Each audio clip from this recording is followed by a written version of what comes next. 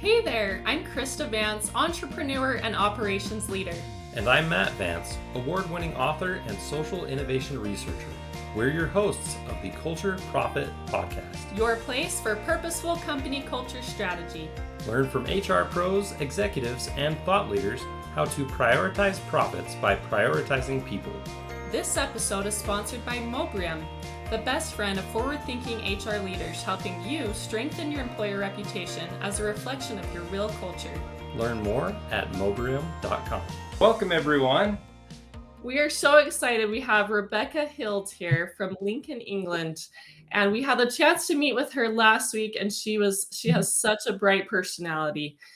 As a workplace well-being specialist and executive coach, Rebecca Hild develops leaders to support and strengthen the well-being of their teams through company culture.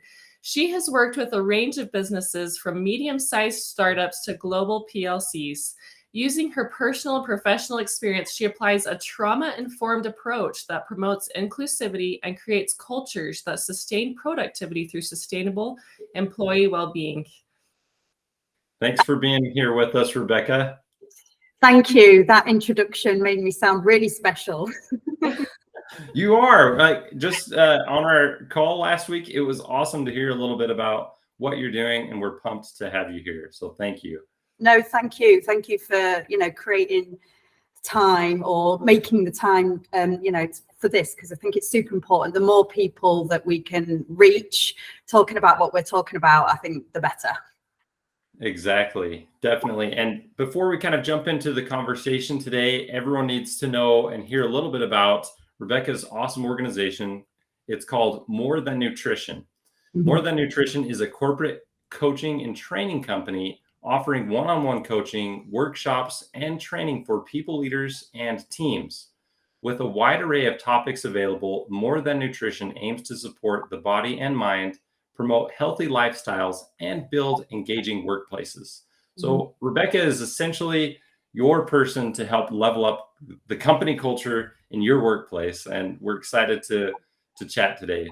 So just to kind of kick things off, tell us why you're in the company culture business. Yeah, so there is a story. I'll try and keep it as succinct as possible. But so my backstory is actually I started out as a teacher and then went over into educational leadership. But behind the scenes, I was struggling with an eating disorder, with domestic abuse.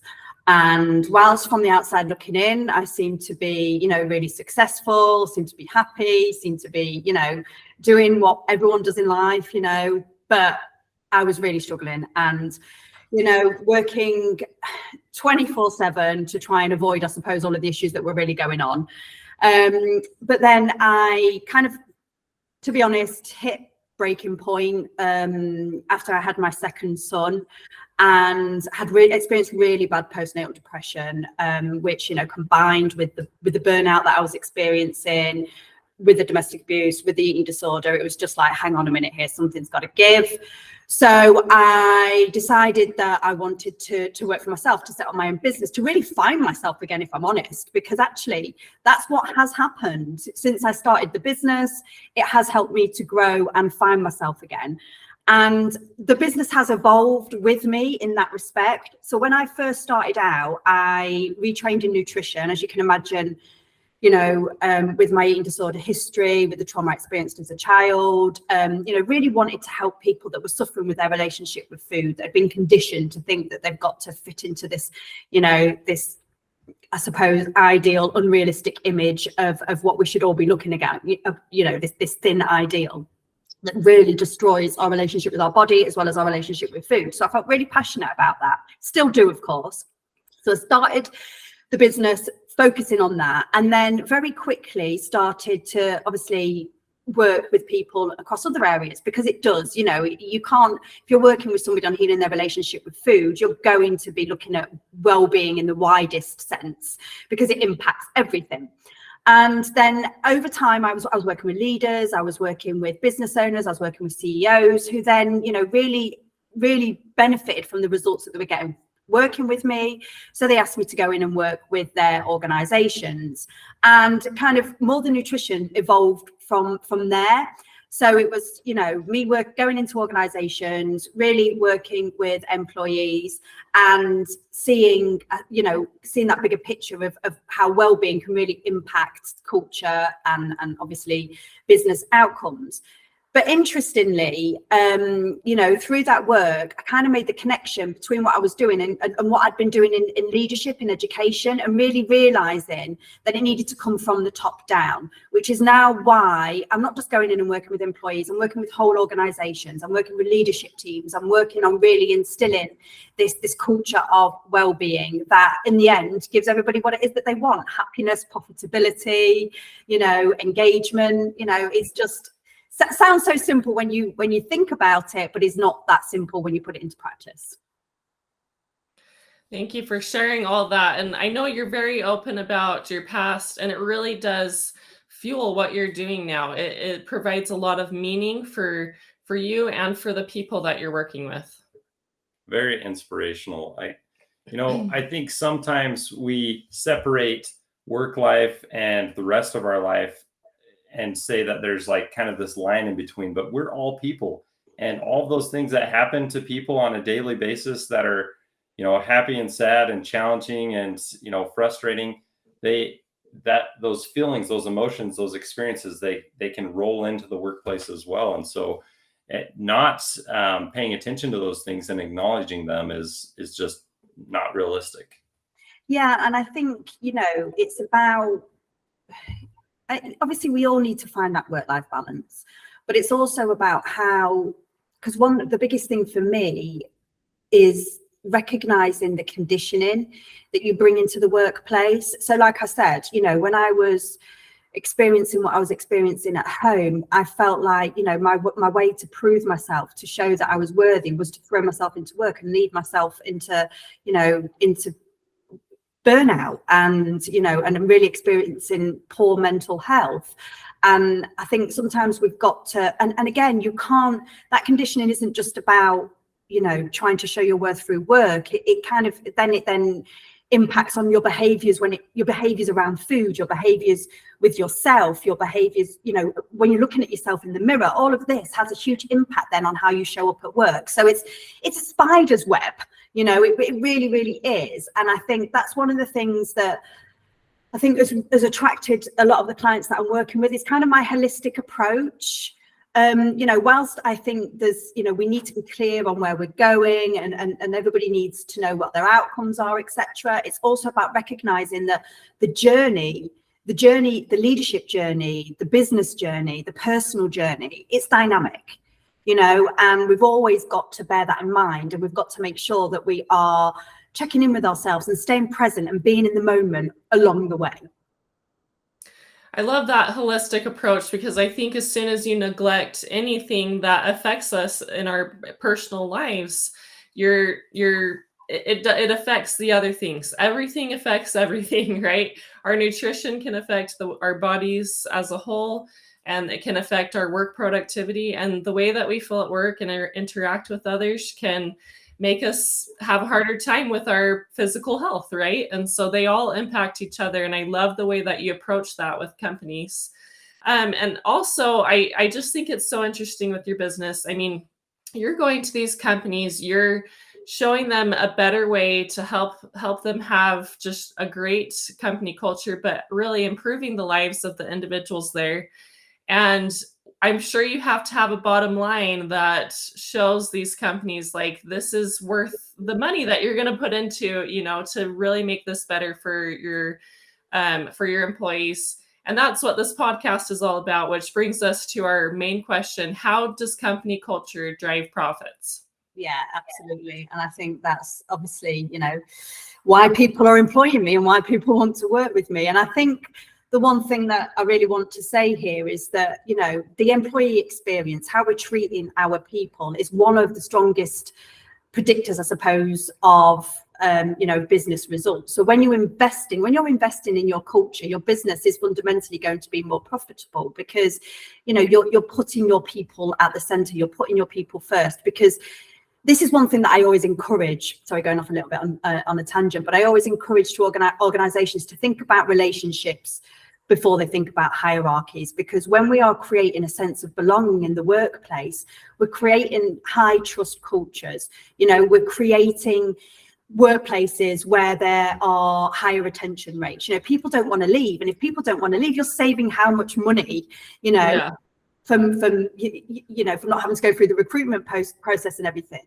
And I think, and the research is there. There's so many studies that I could, you know, there are so many studies, there's so much research that shows that when people are recognizing their teams, when companies are great places to work, you know, their turnover is lower than that of their peers. And I think it was something like, I think it's the Fortune 100 best companies are experiencing half the turnover of their peers, you know. So the evidence is there to show how focusing on cultures is having an impact on the bottom line. And not only when it comes to retention, but also when it comes to burnout. So this is a huge focus in the leadership programs that I do is, you know, I also, not only do I look at wellbeing strategy, leadership training, we also look at burnout prevention strategies, because they're you know, they're different. They are different. They should be a standalone when it comes to well-being.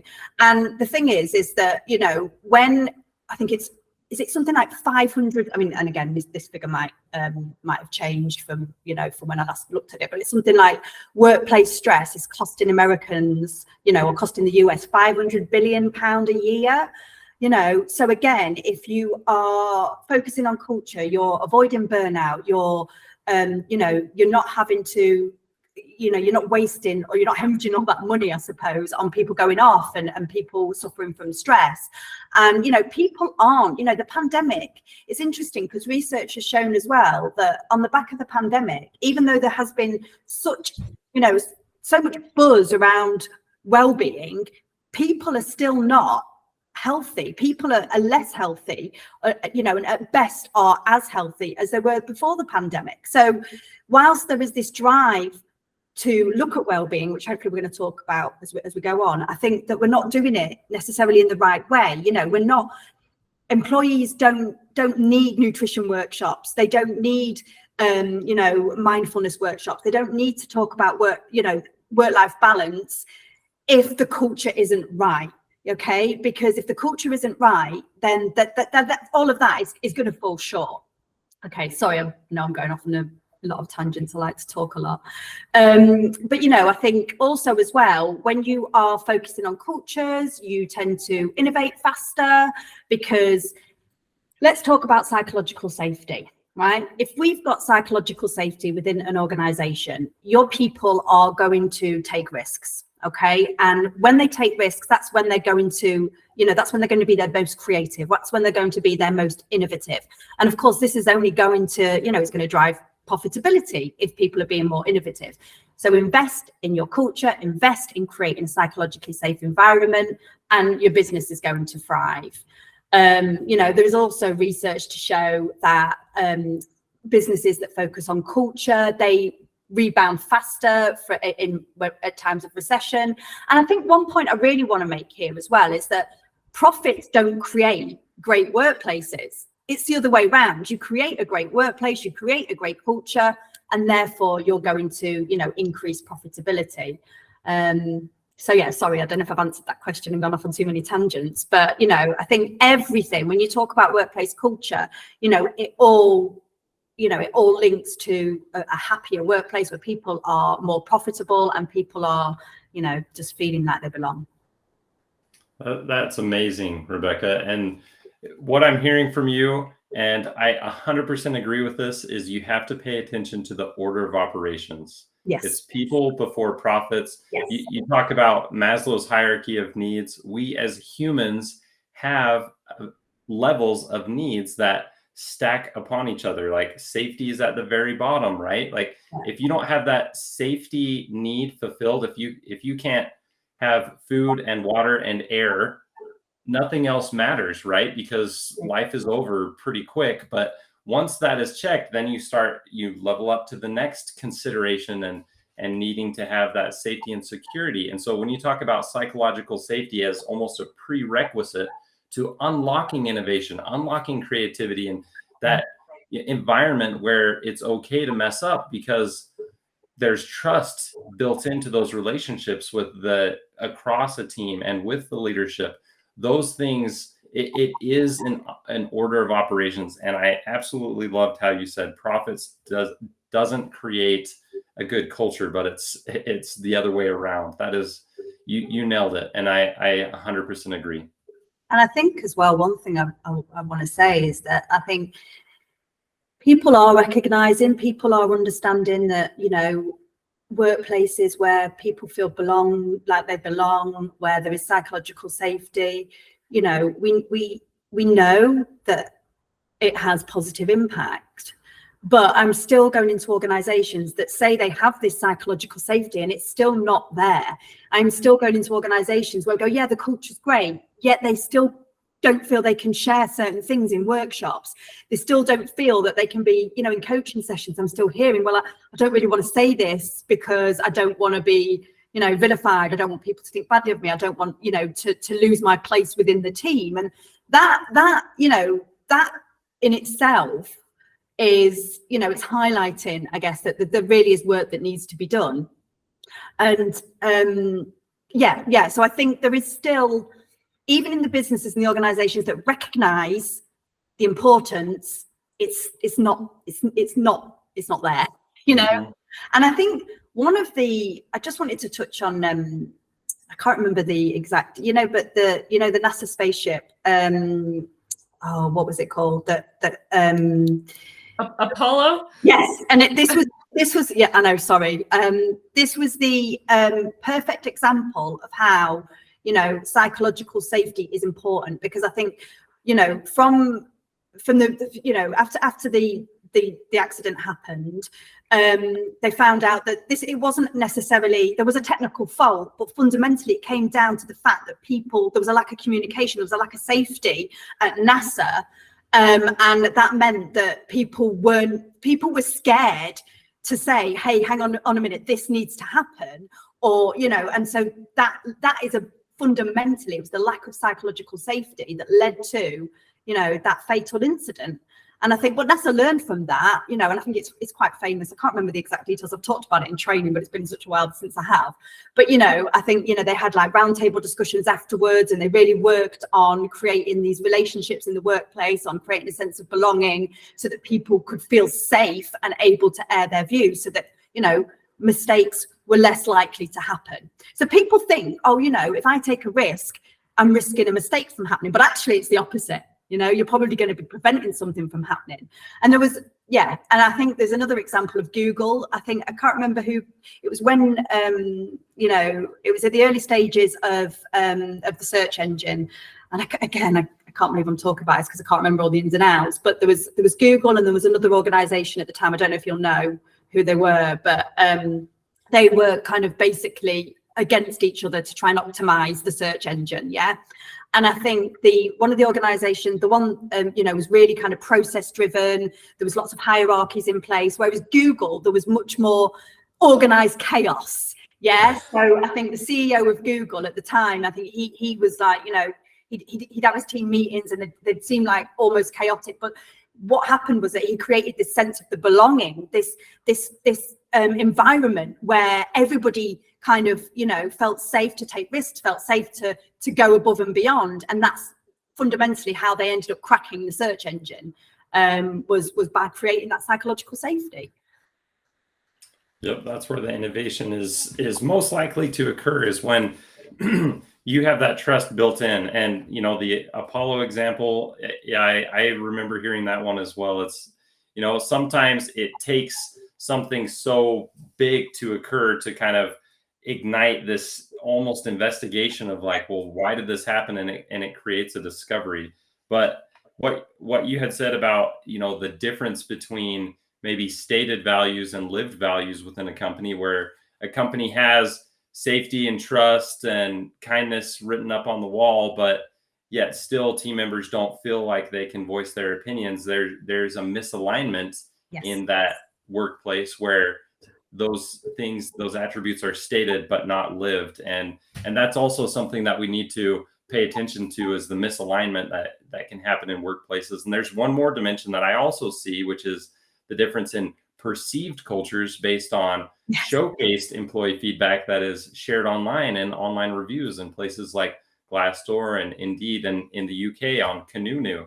Those pieces of information are shaping perceptions on the outside, and then you've got behavioral norms on the inside that are shaping behaviors and how people act and how people perceive an organization within the company. And so you really have to understand that there are certain, like, multiple facets of managing company culture and supporting people and individuals to do their best work and to unlock that creativity and support and trust. Yeah. So, yeah. Fundamentally, though, it comes down to being human, I think. Definitely. And I did have another question, Rebecca. So you've helped a lot of companies through kind of, this cultural transformation from nothing to just kind of, hey, meet us where we're at and figure out where we need to go next. And when we spoke last week, you talked about first talking to leaders, and they would give you, hey, this is what the team needs. This is what the team needs. And then you'd go talk to the team and they'd say, actually, we need this and this, not that. So talk to us a little bit about going through that kind of discovery process, and what have you found that employees truly need to do their best work?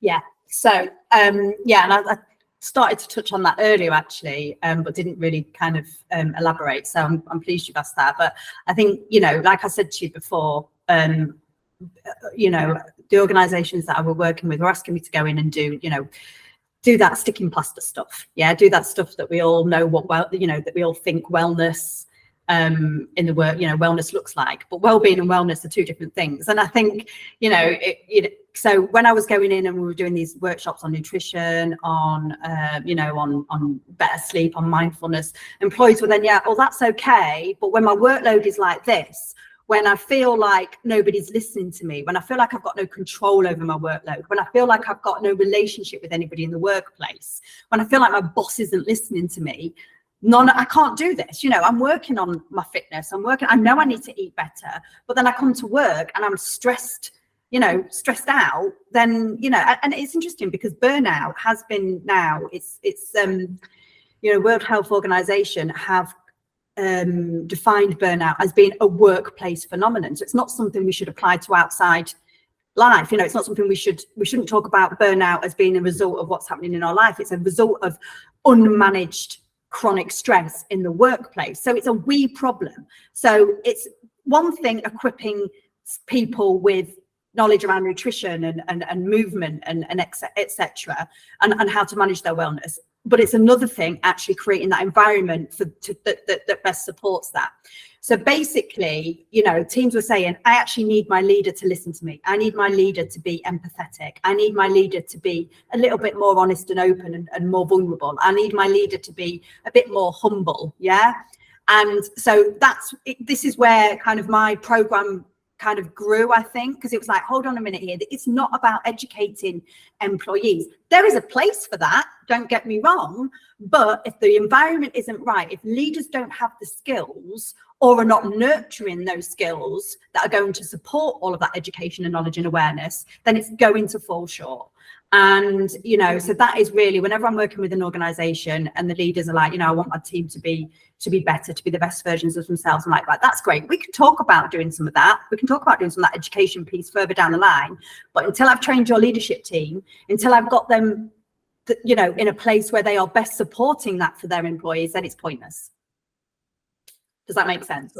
Yeah, so that's one of the first places you start is with the leaders, getting them in a good place because they really have the most impact on the organization. Is that right? Yeah. So, I have a program that I tend to kind of start with when I'm working with an organization, but I'm not going to sit here and say, right, I work with an organization, we do we do this, because it's not how it works. I go in and I will have a conversation with the leadership team.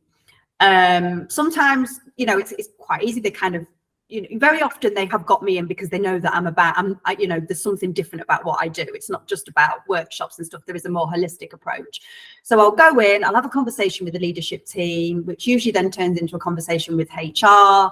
And we talk about, I talk to them about how important, developing the leadership team is. Usually they can see the value in that. And then, to kind of get those quick wins in the early days, we kind of look at what their biggest pain point is. And I'll usually put some training in place for them to kind of tackle that whilst I'm getting to know, because usually when I'm working in an organization, I'll do leadership training, group leadership training, but then I'll also do one-to-one coaching. So it will take me a good 2 to 3 months, if I'm honest, to really understand what is going on in an organization. Because I can go in and I can do a workshop first off, and I could come away thinking, oh, wow, they're brilliant, they're great. And then you start doing the coaching, it's like, actually, no, this isn't really what's happening. So it can take me a while to really mold things, so that they are having the biggest impact. Does that make sense?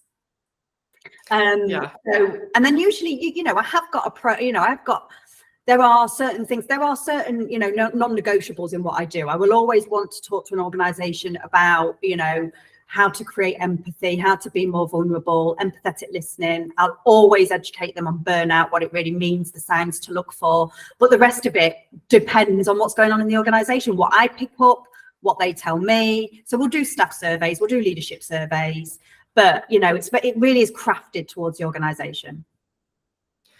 So really, you approach the company and you customize what they need based on what they need, right? And so I think it sounds like the discovery process is your process. Just talking to people, having the right questions, and giving them an environment with you to feel comfortable enough to really share what's happening and what's working well and what the pain points are. Yeah. I mean, my ultimate aim is never to, I want to make leaders, more aware, more in tune with themselves, start listening to, because 9 times out of 10, when you get into it, because it takes time. This isn't a quick fix. There's no point me going into an organization and only working with them for 2 or 3 months, because it'll take 2 or 3 months for them to trust me. It'll take 2 or 3 months for them to really open up and not be like, oh yeah, but we know all this, because I'm not going into an organization and telling them anything that's rocket science. Okay, I might be, making a few light bulb moments, creating a few light bulb moments for them. But what I'm doing is I'm helping them to take action. I'm helping them to put things into place that they know deep down really need to happen, So, and it's the same. It was always the same when I was working with, and even now when I am working with my one-to-one clients, because I still do the nutrition with the one-to-one work, not as much of that, but I still do a little bit of that. It is about, really getting people to listen to themselves, to have more confidence in themselves, to become themselves. And this is the thing, when we are creating those environments that are safe, leaders can be themselves. And there is nothing more powerful than a leader who is leading from their authentic self, because we lead, from a place of who we are. And I think when we are getting so confused by, 610 leadership models, and this is what this process we've got to put in place, that process we've got to put in place. We need to be looking at profits before people. It just becomes so messy, and there are some really great leaders out there that I feel are not shining because of the conditioning, or the environment that they're in. You mentioned getting leaders to be more self-aware. I think that's so huge. I've seen that as a high topic in, business books that I've read. It's being self-aware so that you can make an impact. And yeah, thanks for sharing that. And I think you've had a lot of, you've had these interviews with employees, with leaders at companies. You have greater insight than most people. So what do you find it truly helps an employee thrive? Honestly, I think having two things. The first one is, having a leader, having somebody who just listens. And when I say listen, I don't just mean, giving them 10 minutes or giving them half an hour to actively listen or even just seem to be listening. I'm talking about listening from an empathetic place, and, really allowing a person, just being heard. And for a leader to be able to do that, they need to be making sure that they're doing the work. They need to have done the work and be continuing doing the work on themselves as well. Because if you're not being aware and mindful and checking in with yourself, then you can't listen with empathy. Yeah, you can't strip everything back and just be present for a person. It's going in with no agenda. It's going in with no sense of where it's going to go, and just letting, creating space. Okay, I probably use a lot of words to explain what I'm trying to say there, but hopefully you get the sense of what I'm trying to say. And the second one is relationships. And again, this feeds from that. But I think, there is so much evidence and research to show that when people feel that they have a friend at work, when people feel that they've got a relationship with somebody at work, they are more likely to stay. They are more likely to feel valued. They are more likely to be productive. They are more likely to be happy. Okay, so I know there's a lot of talk about, and don't get me wrong, there needs to be work-life balance. People need to have, they need to have boundaries, but, we are human at the end of the day, okay? And we are constantly, looking to, for that connection, okay? And if we're trying to take that away, then we're not going to have happy, healthy work environments. 100%. And, I would just echo that. I have seen that as well, as I've helped companies through this company culture transformation, that you have to recognize that people are people, and you've got this business and you can't separate the two, that businesses are made up of people. It's not the inventory and the facility. Yes. And, the branding that is the business. All those things are facets associated with an organization, associated with a brand and a company. But if you take the people away, there's nothing left to move things forward. And we are emotional beings, right? And so we have to understand how people think and operate, and taking the time to build trust so that work relationships can be efficient, that we can support one another and allow that creative freedom to move things forward. Or even if there's not a process that requires creativity, to trust that other individual, that they'll get their job done, right? Those connections are made over time. It's not like a computer that you just put in the code and then it works. You have to start building those connections, those human connections, so that things can operate efficiently from person to person within a company. And I just have to say, Rebecca, you are an inspiration. We're so glad that you joined us here. Is there anything you want to share just before we wrap up? Any final thoughts? One thing I wanted to say, I think, is that it's an analogy, really, that, it takes a carpenter, or it takes a builder, a lot of time, a lot of effort, a lot of skill to build a building. Yeah. And that's how we should be thinking about creating cultures that are psychologically safe and that are, that foster that sense of belonging. They take time to be crafted.